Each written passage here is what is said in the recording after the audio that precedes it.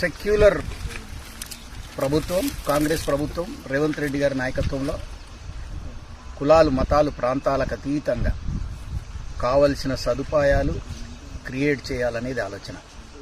ముఖ్యంగా ముస్లిం రంజాన్ ఫెస్టివల్ ఉంది కనుక వీళ్ళు ఎక్కడెక్కడైతే ప్రేయర్లు చేస్తారో అక్కడక్కడ ప్రభుత్వం తరఫున అరేంజ్మెంట్ చేయడానికి ఆదేశాలు ఇవ్వటం జరిగింది.